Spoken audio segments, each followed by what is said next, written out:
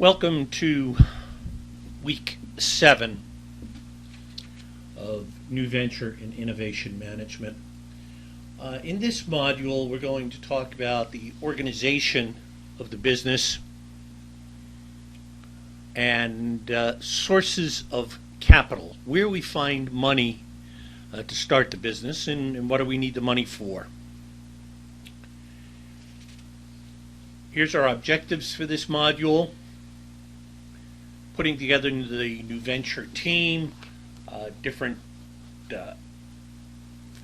boards that we may have, we don't have to have, but they are valuable.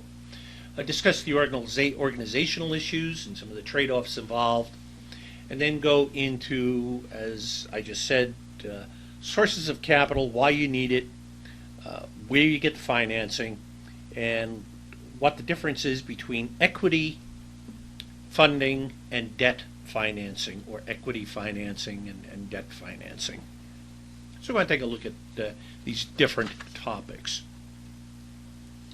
Here's a definition of a New Venture team.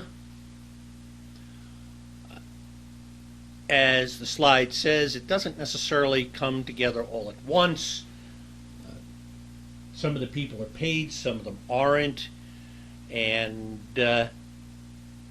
it consists of this network of folks that we've talked about earlier in the course, your mentors, people that you associate with, professionals you may deal with and get advice. So there's quite a few people involved, not all as employees of the company. Here's another way of looking at it. You have the people who start the business, but they are supported and helped by a lot of other people. I'm going to take a look at these different folks. Well, first off, you have to go get some employees. If you're the founder of the business, if you have the great idea, you're going to need some people to work with you. Very few businesses can really work solo.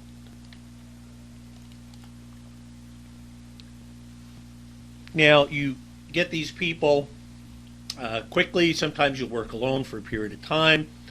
Sometimes you bring in partners or other owners. Sometimes they're outsiders that you're outsourced to, suppliers, contractors, and we'll talk about them in the next module, independent contractors, things like that.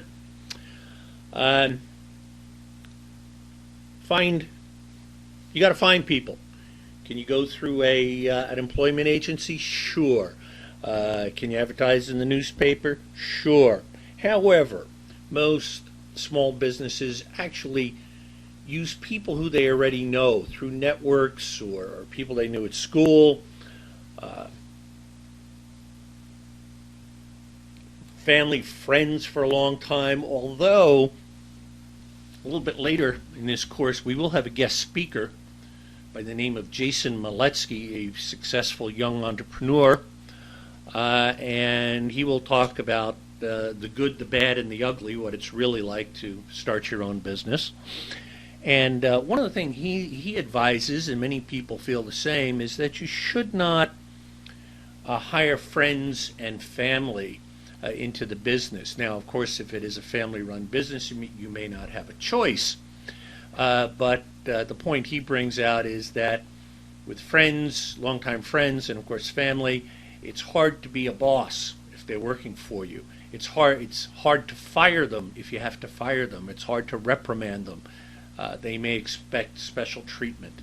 So be careful of hiring friends and family into the business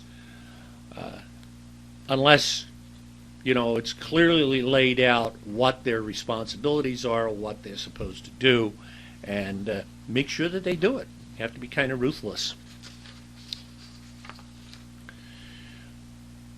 Every business should have a board of directors. A corporation, if you remember from our legal structure piece, a board of directors is an integral part of a corporation. other businesses, such as a partnership, a sole proprietor, typically wouldn't have a board of directors, but with a partnership, you'd have a board of partners. A limited liability company can have a board of directors. And they guide, again, if you think back to that slide, one of the slides in the legal piece, they control the strategic direction of the company. They meet quarterly, and they don't directly have a hand, typically do not directly have a hand in the business. But, they are a valuable resource to the officers of the company, the executives, the managers who are doing the day-to-day work, typically look to the board of directors for a great deal of guidance. Mainly because they're senior people. Board of directors typically are experienced business people who've been around and know what's going on. Another good reason for having a board of directors is, as the slide says, to give legitimacy to a company.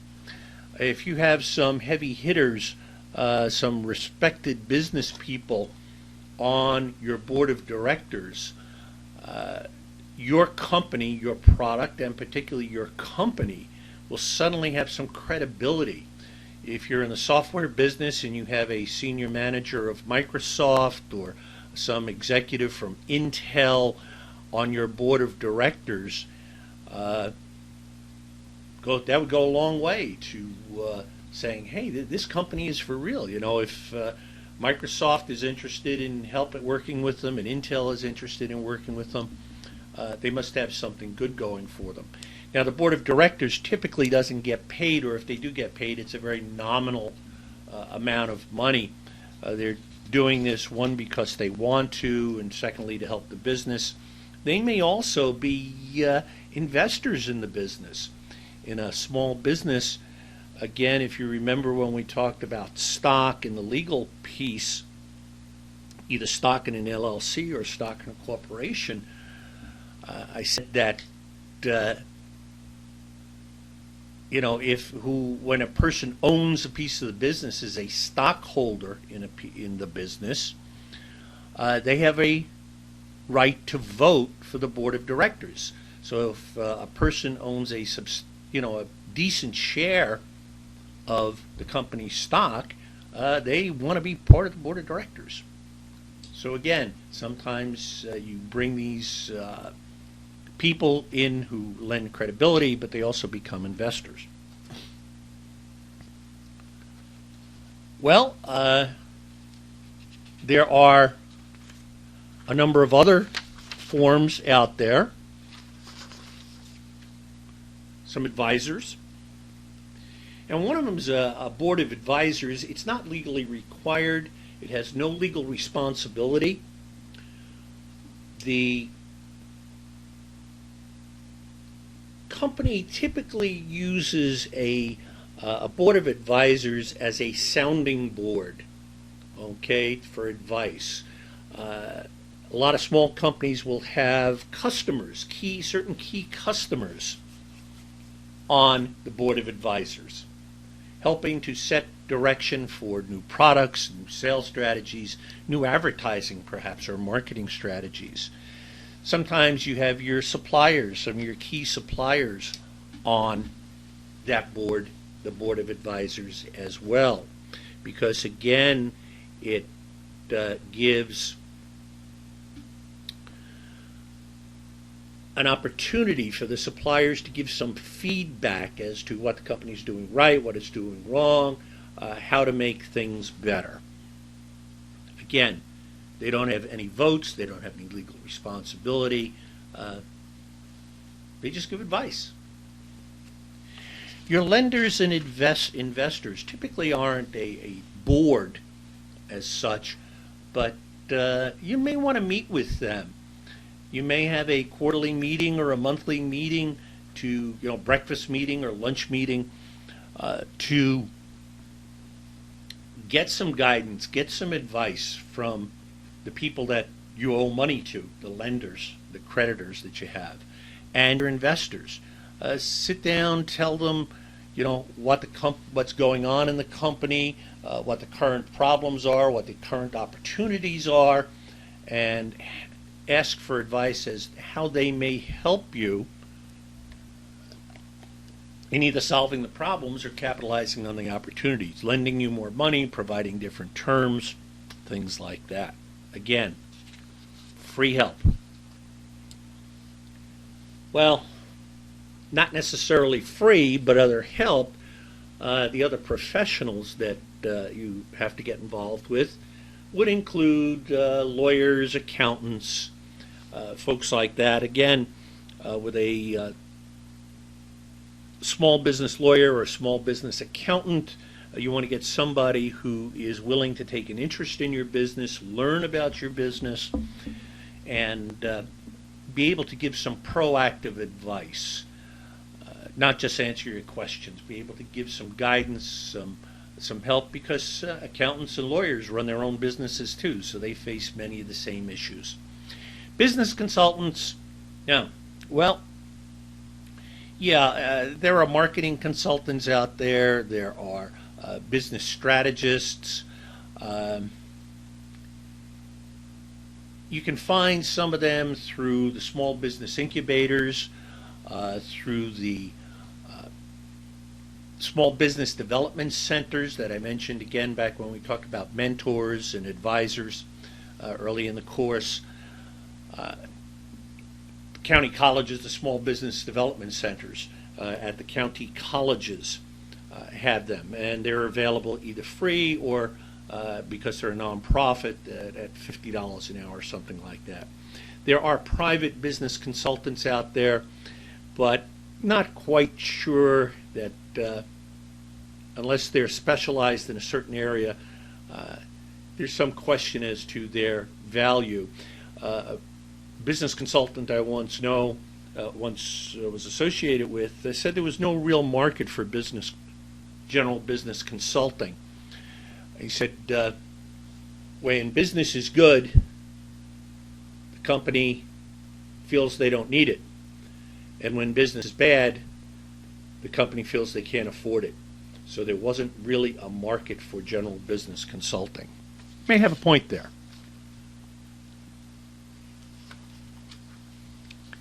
Well, in terms of an organization, you've got to take a look, and the slide says it requires careful planning and strategy, sure. But if you make a mistake, can you change it? Of course. So give it thought, try and put it together right, but in the final analysis, you can fine-tune it and even drastically change it if you have to. When you do your business plan, you have to talk about the management team, because the success or failure of the business depends upon the quality of the management team. Their experience, their education, their business savvy, their creativity.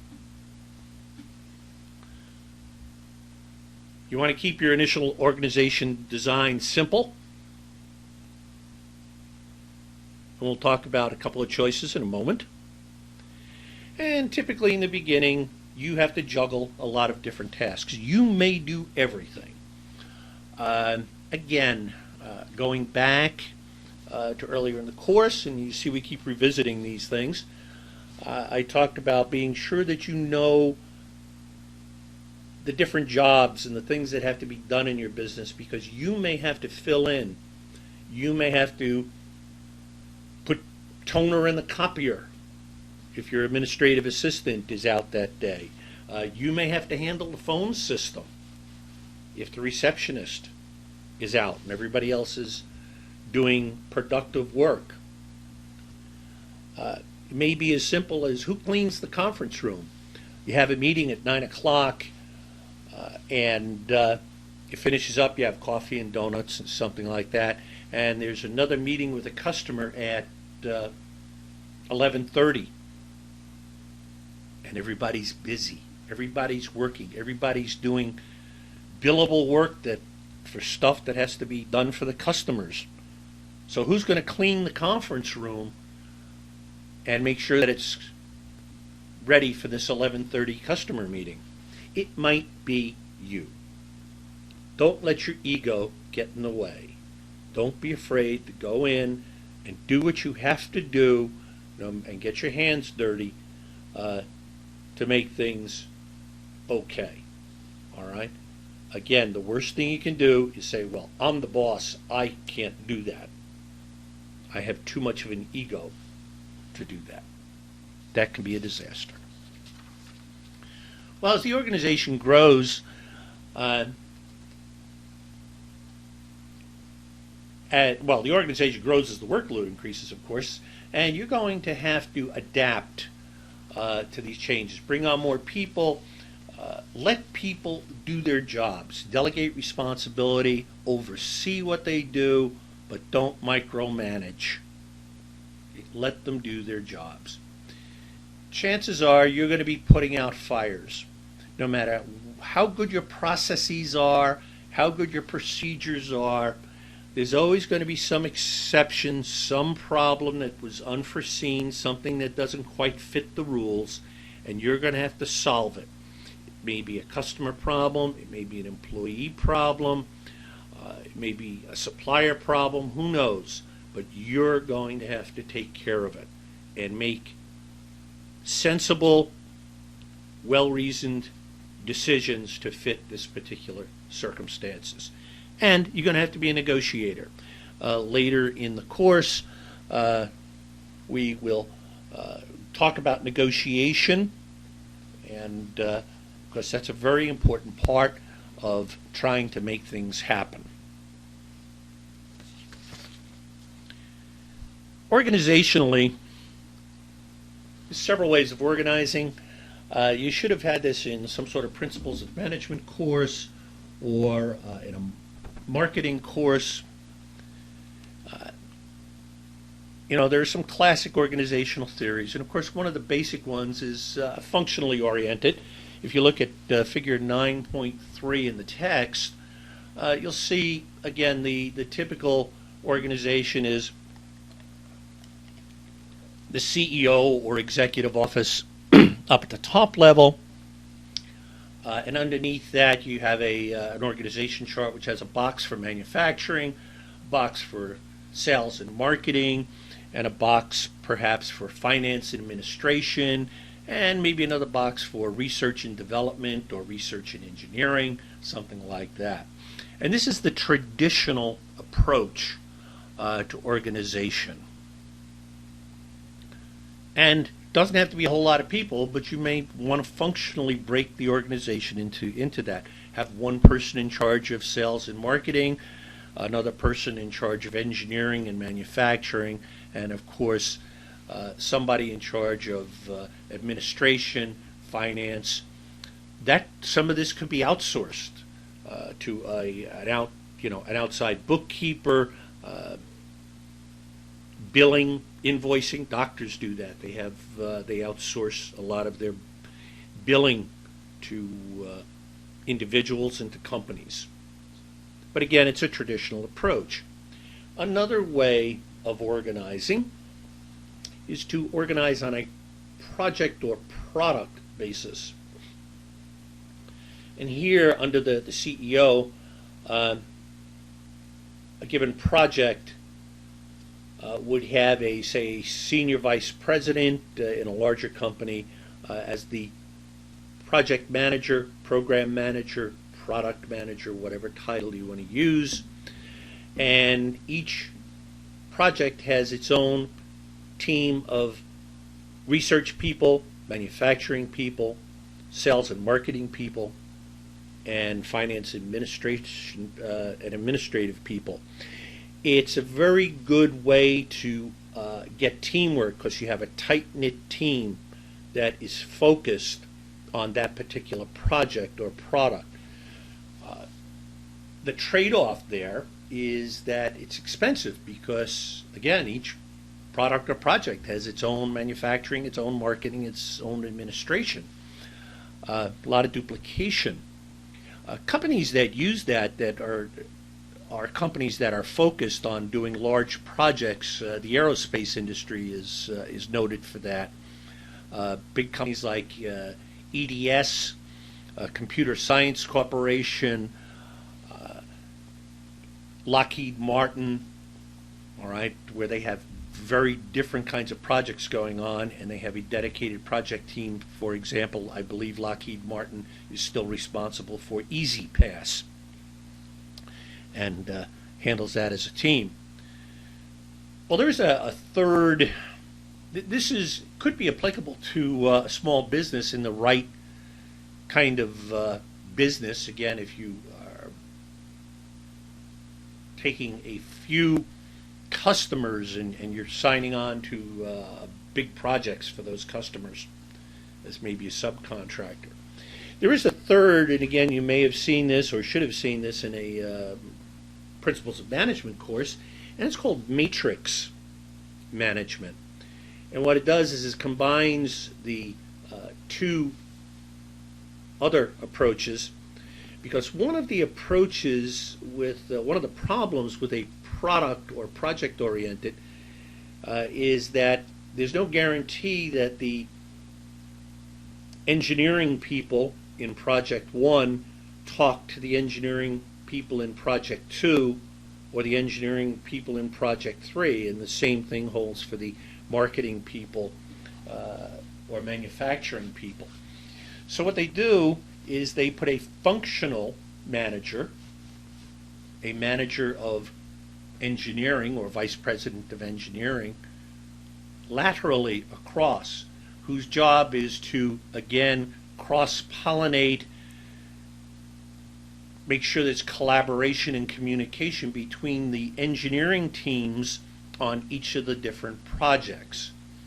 This puts another layer of management in there and makes it very expensive, something that most new ventures really can't afford to look at. Most importantly, you want to keep it simple. The experts, and Peter Drucker, if you have heard that name, who's passed away a number of years ago, but the guru of management, said that even the largest companies should only have 5 layers of management. So keep it simple. Don't get carried away.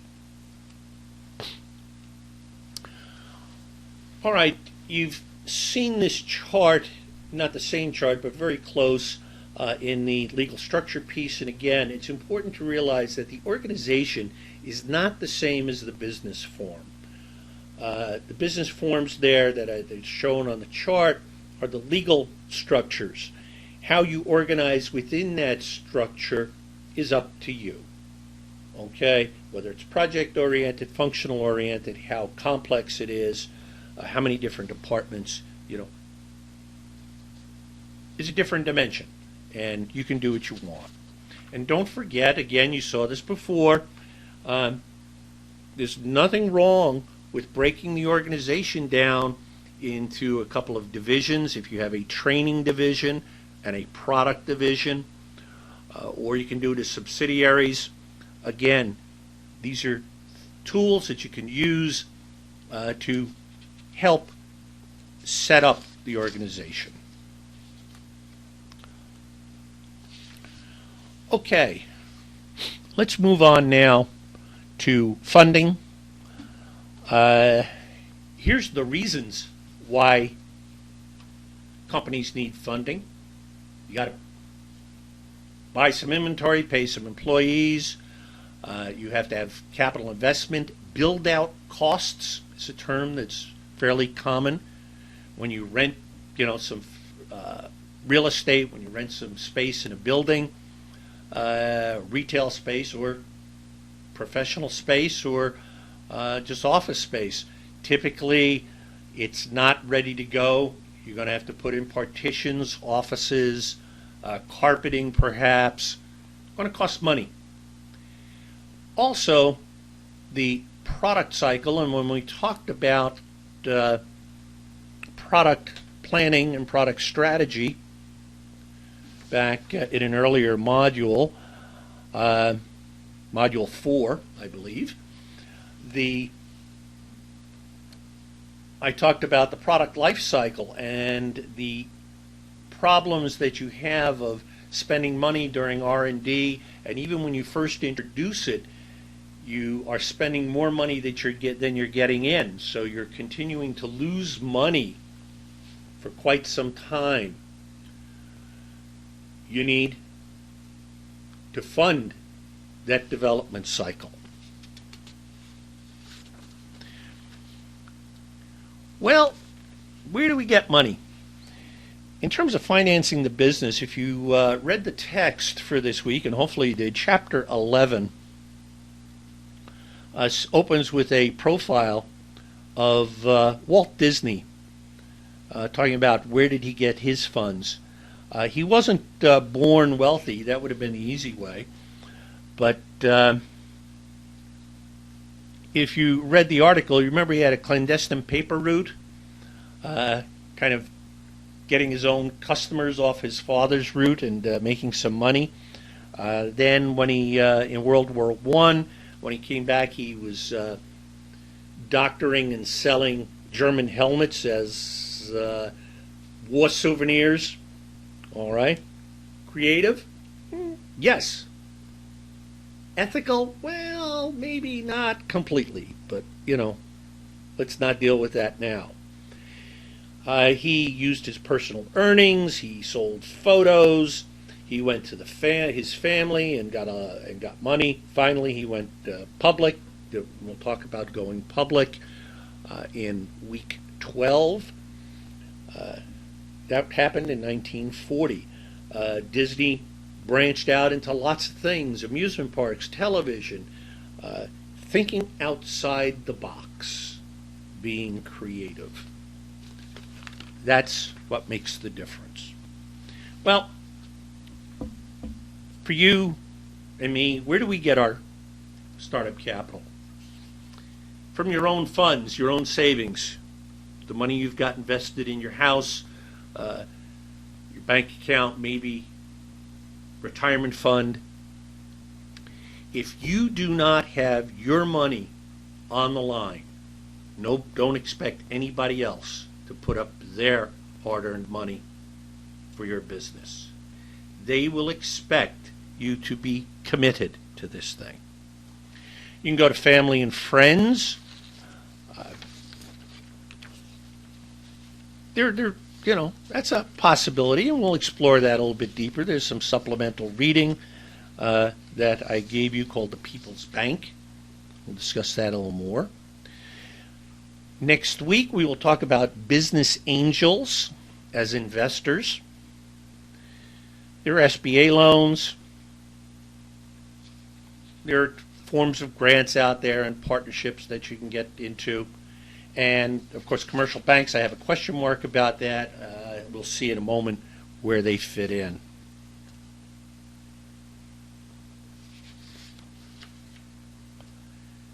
Here's kind of another way of looking at it. 4 different ways of coming up with the money.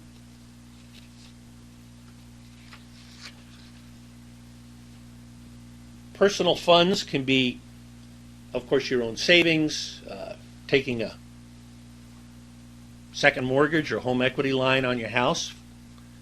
It can also be what they call sweat equity, and if you've done any real estate work,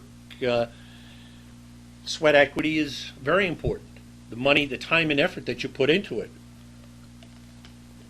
Buying a piece of property that needs rehabilitation and putting in the personal time and physical effort to improve it and then sell it at a profit. Again, family and friends, they can either give you loans or give you investments or both.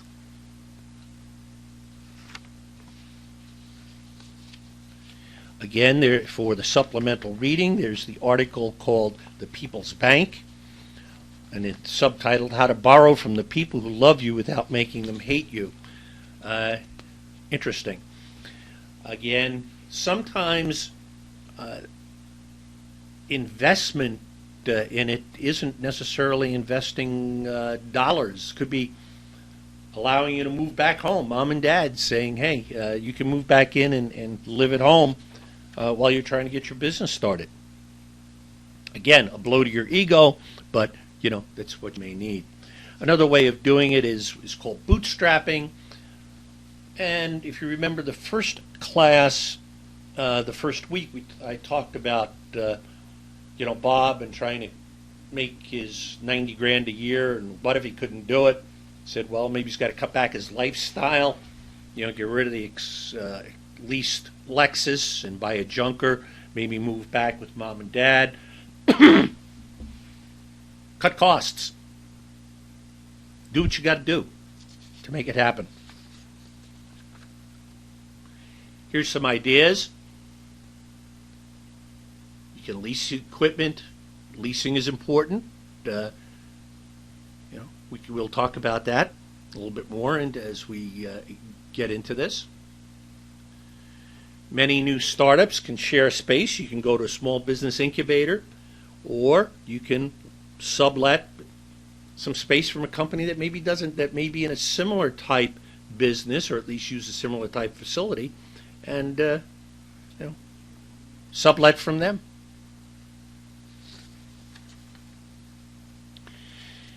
There are basically three types of financing. Debt financing is a loan. You have to pay it back with interest. All right? So it's not an investment in your business. It is a loan, strictly that. Equity financing, on the other hand, is money that somebody invests in your business on the idea of making a profit on their investment. They own a piece of your business. Now, usually, with a loan, again, there's a low risk, low reward situation. The person who lends you the money expects to get paid, and they don't necessarily make a high interest rate. If you don't pay them and the business dies, they're pretty high on the list in terms of getting their first cut at whatever's left of the business. On the other hand, an investment or equity financing tends to be more of a high-risk, high-reward scenario. They can lose their investment. They put up $50,000 in your business and the business dies, their investment goes away. They're last on the list to be paid. Consequently, those investors look for a higher reward factor, higher return rates. Third way is internally generated funds, which is good, but the problem is you got to be making a profit, and then you can use some of your profits, some of your internal funds to pay for things. Here's the steps. Figure out how much money you need, what kind of money, and then go from there. Here's another explanation of debt financing versus equity financing. I've already covered most of this. We'll talk about commercial banks and the SBA in a moment. Here's some of the characteristics of looking at whether you should go for equity financing or debt financing, taking a look at the business to see what makes sense. How about commercial banks? Well, commercial banks are good, but they're mostly used for short-term funds, lines of credit, things like that, and we'll talk about that. Here's the kinds of loans that commercial banks will typically do.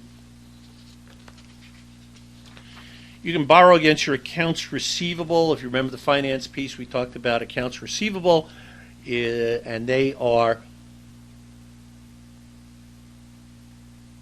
assets. They're assets, actually. It's a category of money that the customer owes you. You sent stuff to the customer. Customer hasn't paid you. It's money that's owed to you. So it is an asset. You can borrow up to about 80% on your accounts receivable. You can borrow against your inventory, usually about 50%. You can get equipment loans. You can do a sales and leaseback. Banks and trucking companies, bus companies do a lot of that. They will sell the bus, sell the truck, the railroads sell locomotives to a bank. The bank in turn leases it back to them and makes a profit in doing so. But what it does is it frees up cash to go buy more stuff. Lines of credit are extremely critical to small businesses because they have to pay for the inventory, raw goods inventory rather, supplies, in advance of selling the product. So you have to buy the stuff to make the product today, pay for it, and you're not going to get that money back until the product is finished, sold, shipped to the customer, and paid for. So small businesses literally live on lines of credit. Commercial loans are typically short-term, 30 to 90 days, very important to seasonal type businesses. And of course you got character loans, or which are usual personal loans that are co-signed. Banks will deal with you, but here's what they're looking for. Basically, those 5 items are basically a mini business plan. They want to see your business plan and how you're going to use the money and why it should be a good investment. Typically, a character loan is made without any kind of collateral. All right. The word collateral there, if you haven't, you should have heard of that again. In finance, collateral is the asset or security that you're putting up to back up the loan in case it's not paid for. They can come and claim the collateral. When you take an automobile loan, the car itself is collateral for the loan. If you don't pay it, it gets repossessed. With a home purchase, a mortgage is a lien against the house. If you don't pay it, they foreclose on it and take the house. The problem with banks, I mentioned banks and I had a question mark on it. The problem with banks is that a bank typically does not want to lend money to new startups. They would rather see, they want to see 2 to 3 years of operation before lending you money. They want to see a successful business. Again, for a new startup looking for money to start from scratch, banks are not really going to help you. You could go to, there are some micro lenders out there, such as the Greater Newark Business Development Consortium. We have mentioned that. And again, as mentors and advisors, they will make loans up to $25,000. Again, watch. In the legal piece, I talked about watch the personal guarantees. Yeah, most banks are going to want personal guarantees on the loans, which mean that irrespective of what kind of organization you use, you're still personally liable. The Small Business Administration has a program, or several programs, that will make money available to small businesses. Basically what happens is they don't lend you the money per se. They goes through a bank, but the SBA guarantees that the loan will be paid if the company defaults. It's not as easy as it sounds. The bank and the SBA protect themselves every way possible. They ask for all kinds of personal guarantees. They sometimes even ask you to get and pay for life insurance that would be used to pay off the loan if you drop dead. All right, if it's a small business and you're the key person in that small business, the key entrepreneur, the person with the idea and the ability, again, they may say, okay, you got to go buy insurance, and just in case you're not around. Usually you can get a 10-year loan on equipment and 15 to 20 on buildings. There are a couple of other sources.